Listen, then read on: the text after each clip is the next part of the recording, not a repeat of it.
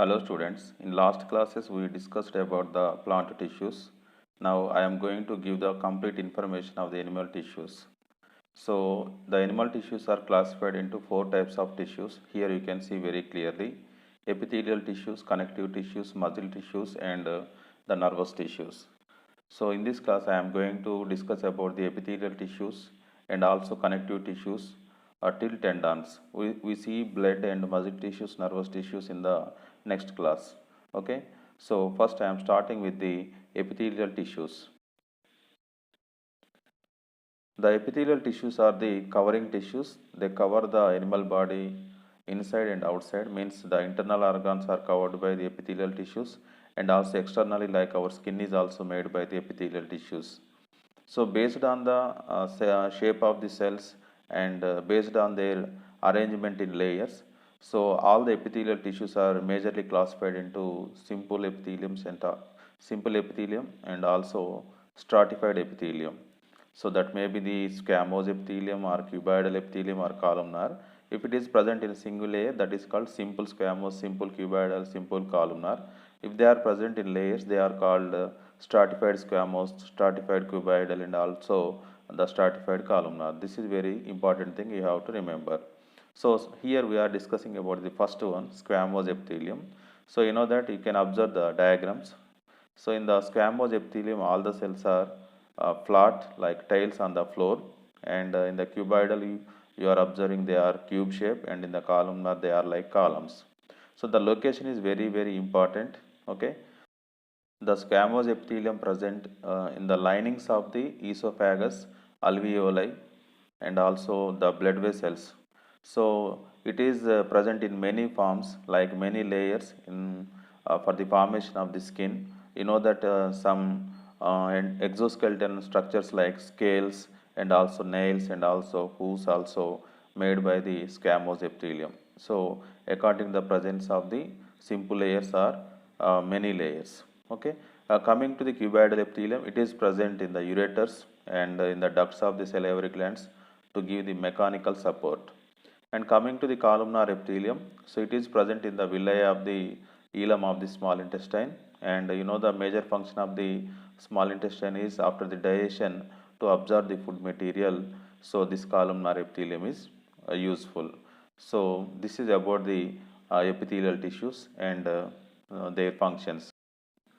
So the second type of tissue is connective tissue. It is classified into many types like areolar, bone, tendon and cartilage. First I am discussing about the areolar tissue. So the areolar tissue is a most widely distributed tissue in human body. This is very important.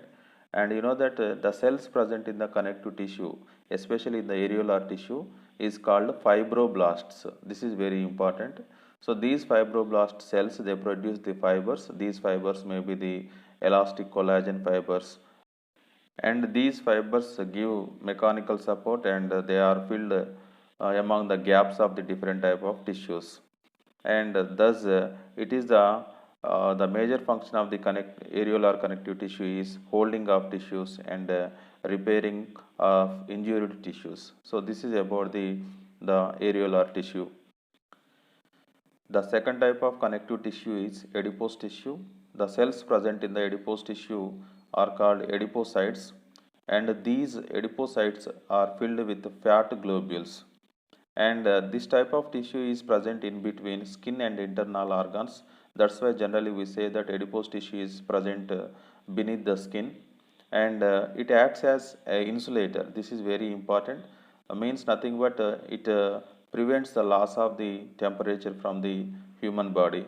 In marine animals like whales, this tissue forms like blubber. Blubber is nothing but the thick fat layer present beneath the skin is called adipose tissue. Okay, students, now you answer this question: which animals do contain more fat, desert or polar? So why? Okay, right. Try to answer this question. Next, coming to the another type of tissue, that is the bone. Bone, you know that this is very important because it is a major part in the skeletal system, and the bones are mostly they are made by the calcium and phosphorus, like calcium carbonate and calcium phosphate. And the another important thing is the bones, they form the frame work of our body. And you know that at the center of the bone you find a cavity, so that is called the marrow cavity. Inside the cavity you find a flesh or soft tissue, that is called bone marrow. And this bone marrow produces the blood. So the blood is produced in bone marrow only, means in the center of the bone only. And the vitamin D is very useful for the formation of the healthy bones. And you know that especially the cells present in the bones are called osteocytes. This is very, very important. Okay, right. Coming to the another tissue, that is cartilage. Cartilage, the cells present in the cartilage are called chondroblast cells, and it is hard but not as bone.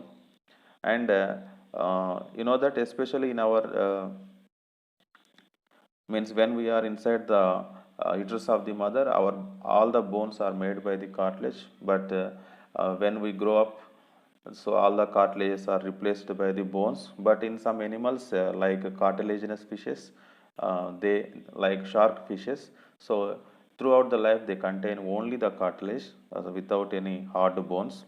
And the location is very important. So in our body the cartilage is present at the tip of the ribs, tip of the nose, earlobe, and also windpipe, and also the epiglottis. Coming to the other type of tissues like ligaments and tendons. So this is very, very important. Generally asked questions in exams.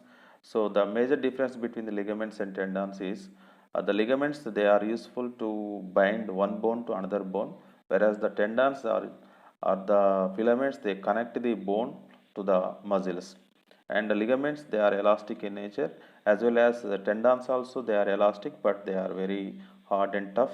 And usually these ligaments, they hold structures together and keep them stable. You know, one muscle contain many number of ligaments to connect one bone to another bone, but one muscle generally contains only one tendon, and it is elastic but very tough, and it is useful to bind the muscle to the bone. So these are the some type of connective tissues. And blood, we will discuss about the blood in a separate class. Okay, so I think you have got an idea about the animal tissues briefly. So keep watching for the next videos. Okay, thank you.